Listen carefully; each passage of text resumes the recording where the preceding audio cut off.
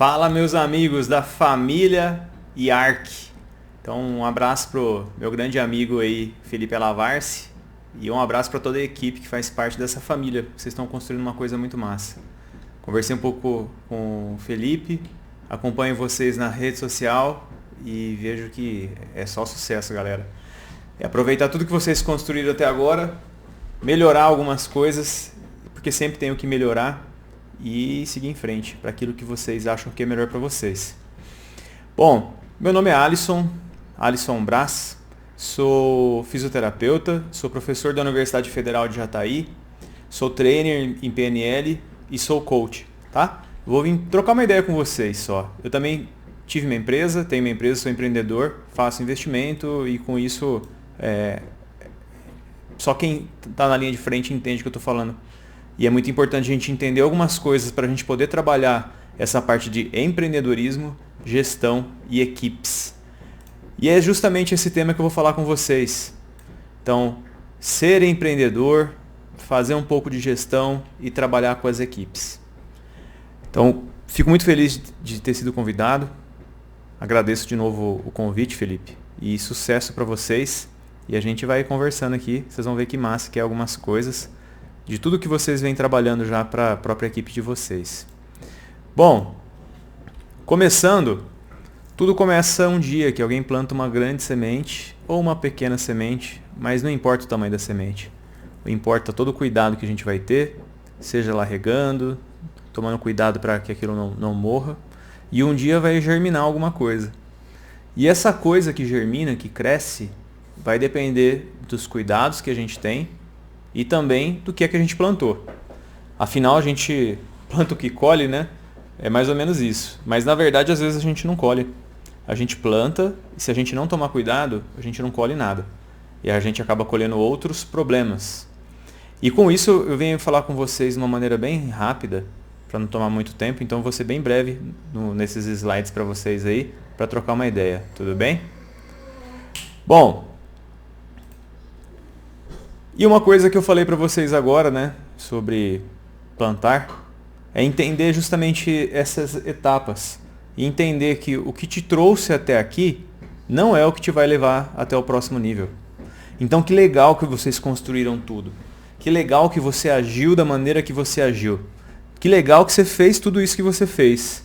Mas será que para o próximo passo da sua vida, da empresa, da equipe de vocês não têm que fazer alguma coisa diferente? Não estou afirmando que sim nem que não. É uma coisa que você vai ter que refletir com a equipe para poder perceber o que é que tem que fazer diferente. E uma coisa, gente, tem que ficar muito claro para vocês. Já ouviram aquela frase que em time que está ganhando a gente não mexe? Pois é, talvez a Kodak tenha acreditado nisso, né? E aí o que aconteceu? Faliram e agora estão num processo de se reerguer de uma maneira muito trabalhosa. Mas eles perderam uma grande oportunidade. Não sei se vocês sabem ou não, mas quem inventou a máquina digital foi a Kodak. Só que a Kodak achou que aquilo seria um fracasso, não daria certo. E aí as máquinas digitais foram que tomaram conta do comércio e destruíram a empresa praticamente. E agora ela vem se reerguendo em indústria farmacêutica, indústria de imagens, outras coisas. Mas aprenderam, né? Que a inovação faz parte desse processo nosso. Outra coisa importante a gente saber também, né, quando a gente trabalha com o cliente, é justamente na experiência do cliente. Gente, a experiência do cliente é alguma coisa, é estritamente emocional. O cliente, ele sempre procura alguma coisa que faz sentido para ele, que ele enxerga algo, ou que ele ouve algo que soa bem para ele. Vocês vão entender isso melhor agorinha. Então, dependendo do que a gente faz, ele pode nos amar ou nos odiar, a gente frustrar as expectativas dele, né? Então ele sai feliz da vida ou triste. E quando a gente tem um feliz cliente, é um feliz cliente que vai fazer propaganda, né? Fazer o tal do boca a boca. E ele fica muito feliz realmente e ele faz aquela propaganda boa. Ou se ao mesmo tempo ele não gostar muito, ele pode fazer uma propaganda muito ruim, dependendo do serviço. Mas isso não tem nada a ver em ser um bom ou mau profissional, tá? Tem em relação ao cliente perceber se ele foi atendido ou não, que é algo um pouquinho diferente. E aí, justamente vem a pergunta, né? Como é que você quer ser conhecido? Como que a empresa IARC quer ser conhecida? Ah, é o lugar mais barato da cidade. É um lugar que ele atende com pontualidade. É um lugar confiável. É um lugar limpo e bonito. É um ambiente confortável. Tem um bom boca a boca, né, da sua rede, então as pessoas realmente falam bem. Então quando eu ouço falar em relação a algo que me chama atenção, eu posso pensar na Yark. E aí eu vou procurar por conta desse branding que é construído, que é a marca. A marca, na verdade, ela não tem relação se a marca, o logo é bonito ou não, mas tem relação com todos os aspectos invisíveis relacionados à marca. Então, por exemplo, preço, pontualidade, confiança, o lugar agradável, cheiroso, bonito, né? A pessoa se sente confortável. Então, esse branding não tem relação com a marca, se a marca é bonita ou é feia. É só pegar a Nike. A Nike é um negócio minimalista, é só um rabisco. E fizeram um branding em relação à Nike, que todo mundo, na hora que vê aquela setinha lá desenhada, sabe que o negócio é bom. Normalmente é bom, né? Bom, e aí tudo isso influi nas nossas crenças, no nosso mindset, nos nossos pensamentos. Então, que tipo de mindset, crença e pensamento a gente vem tendo sobre as coisas que a gente vive e sobre as coisas que a gente viveu? Então, é muito importante começar a ter um pouco de percepção do que as nossas crenças nos ajudam ou nos atrapalham, para poder perceber em relação ao quanto esses pensamentos vêm construindo algo ou destruindo algo que a gente acredita e não consegue seguir em frente. Então é muito importante termos essa percepção também. E com essas crenças, mindset e pensamentos, a gente também entra nos nossos conflitos, né? Porque cada um acaba tendo um ponto de vista de uma mesma coisa, cada um acaba enxergando, sentindo e vendo de formas diferentes, e com isso a gente acaba tendo um pouco de conflito. E muitas vezes falando a mesma coisa, só que por uma ótica, um ponto de vista diferente. Então, o que a gente pode fazer em relação a isso? Quanto que isso pode ser importante para nós? E aí a gente tem que pensar então dessa arte de fazer acordos. O que foi acordado? Quando você foi contratado, o que foi solicitado para você? Será que você vem fazendo o que foi solicitado? Será que aquilo que você solicitou para o seu patrão, o que foi acordado, mesmo que verbalmente, vem sendo cumprido? Se sim ou se não, essa é uma ótima hora para poder seguir em frente, de mãos dadas mesmo, das pessoas conversarem e entender as expectativas que um tem do outro. As frustrações que cada um tem do outro, independente das parcerias de negócio, relacionamento, ou amizade, ou qualquer outra coisa, elas estão muito ligadas à parte de expectativa do que qualquer outra coisa. Aí uma pessoa fala, eu esperava que você fizesse tal coisa, mas tipo, quando você pediu isso para mim? Nunca pediu, então isso fica muito complicado. Então os conflitos, eles têm muita relação com a pessoa saber ter a arte de fazer acordos. Então façam os acordos, mesmo que verbal, que eles têm, para quem tem palavra, para quem tem confiança, isso tem um valor igual ao que está escrito. E a gente entender, né, que a gente faz parte então de uma interação. Nosso corpo, ele é dependente então dos nossos pensamentos e das nossas emoções. De uma maneira bem prática, a pessoa que vai lá tem um entorse de tornozelo, o que será que ela vai pensar, né? Será que as coisas que ela vai pensar, se ela fala, nossa, que legal, né? Torci o tornozelo, show de bola. Será que isso vai trazer felicidade ou tristeza para essa pessoa? Ou ansiedade ou depressão, sei lá. Né? Qual que é o estado emocional dessa pessoa normalmente? Como que ela encara a vida? Então isso é muito importante a gente perceber. E aí, no negócio também é a mesma coisa. A tal pessoa é um excelente profissional, mas ele não vem se sentindo bem em relação ao que ele pensa, as emoções. Será que ele vai executar um trabalho tão bom quanto ele executava antes? Então a gente tem que pensar que às vezes o ambiente que a gente trabalha pode propiciar isso, tanto de forma positiva como negativa. Às vezes a pessoa, fala assim, se você tivesse todo o dinheiro do mundo que você gostaria, não te faltasse dinheiro, você continuaria fazendo o que você faz? Se a resposta é sim, que legal, você está indo pelo caminho certo. Se a resposta é não, está na hora de começar a repensar se você vem trabalhando de maneira correta, se você vem se vendendo pelo dinheiro que você precisa, né? Para poder verificar se você está coerente com o que você pensa, com o que você sente e como você vem agindo. E aí você vai descobrir que de repente alguma coisa que você vem procrastinando na vida tem muita relação com isso. E quando a gente trabalha em grupo, a gente tem que saber usar as ferramentas e tem que ter um treinamento. Quando a gente muda alguma coisa do nosso grupo, é entendível e compreensível que a gente começa a mudar algumas coisas que a gente não fazia antes. Então faz parte do próprio aprendizado essa mudança. E de dar o prazo para a gente aprender e aceitar que não tem mais erro. Tá? Não é que nunca ninguém mais erra, embora seja, porque é um ponto de vista, porque eu não erro, eu aprendo. Aí vocês sabem aquele óleo WD-40? O WD-40 é 40 porque a pessoa teve 39 fracassos para poder descobrir que o 40 funcionou. Por isso que tem o nome de 40 naquele óleo. Tá? Então, ele fala que ele descobriu 39 maneiras de fazer errado, né? Então por isso que ele nunca errou. E quando a gente fala nesse aprendizado, não importa qual seja, sempre é isso. A gente não sabe fazer, então aqui assim, né, a curva de aprendizado pelo tempo, e aí eu não sei fazer nada. Então eu começo a aprender e falo, nossa, que bacana, estou aprendendo, até que chego num patamar, num platô, e dali eu não saio, não melhoro mais. E aí para eu aprender um pouco mais, o que acontece? Esse platô aqui, ó, dessa imagem, deixa eu colocar maior para vocês enxergarem. Esse platô aqui é como se fosse esse aqui, tá?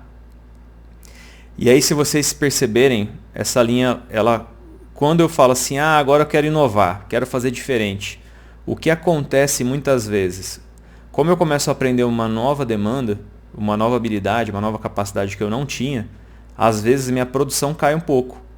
E é importante a gente entender que tem essa queda, que é normal, é comum, tá? E a partir de um certo ponto que eu começo a melhorar, eu vou melhorando exponencialmente. Mas eu tenho que permitir essa fase de aprendizado. Sabe aquela salto em altura que tem nas Olimpíadas, que a pessoa vem correndo e aí quando ela vai fazer o salto, a pessoa pula de costas lá na barra, lá naquele sarrafo? Antigamente, o salto era feito de frente. A pessoa abria as pernas e saltava naquela região.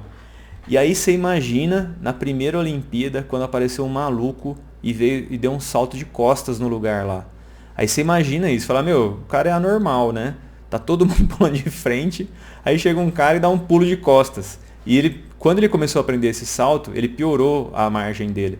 Mas ele entendeu que aquilo seria importante, ele pegar a habilidade. E aí, quando ele aprendeu a pular daquela maneira, ele começou a ter uma performance espetacular. E aí isso foi muito importante para o aprendizado dele. Então é importante a gente dar o prazo do aprendizado nosso. E aí outra coisa importante quando a gente trabalha com equipe é justamente a comunicação nas equipes. Como é que a gente se comunica internamente para que nossa equipe possa se comunicar externamente? Como é que existe a comunicação interna? É tipo você olhar para a pessoa e a pessoa entender o que você está falando, sem você ter que falar uma palavra para ela. E não é só de raiva ou de felicidade, é em qualquer circunstância. A pessoa dá aquela olhada assim e se fala, não, já entendi. E é uma comunicação interna bem feita. Porque quando existe uma comunicação, existem os acordos, não existe mais cobrança. Porque cada um sabe o papel que tem que cumprir. E isso é muito importante. Seja lá estabelecer horários, né? Que é muito comum, fisioterapeuta que tem um comportamento meio... quando trabalha sozinho, ele tem a liberdade de respeitar o horário que ele quer fazer. Mas quando trabalha com equipe, precisa prestar atenção na equipe toda. E valorizar esse trabalho, como por exemplo, o horário. Os treinamentos, né? As capacitações, as reuniões. E se fizer sentido para a equipe ter esse respeito de horário, por exemplo, é importante que todo mundo participe, né?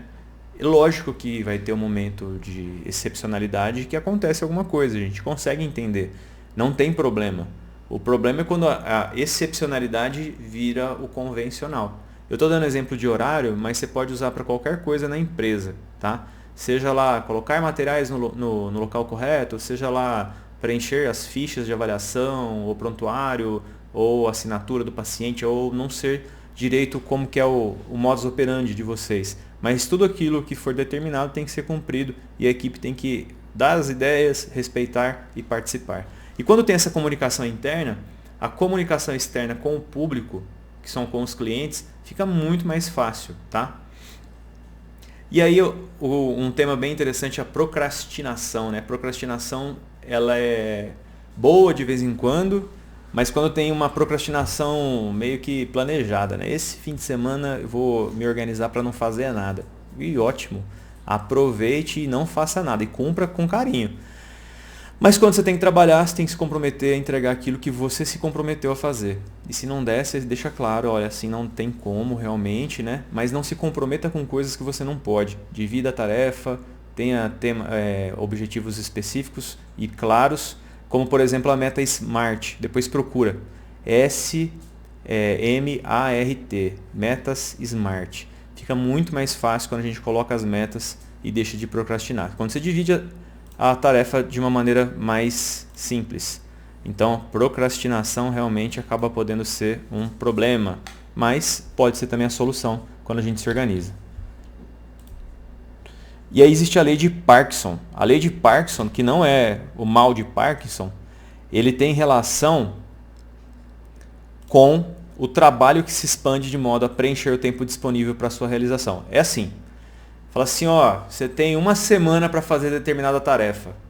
A pessoa fica quase 2 semanas, o tempo todo sem fazer nada, e quando chega na véspera, ela quer dar conta de fazer aquela tarefa. Ou seja, ela terminou em um dia.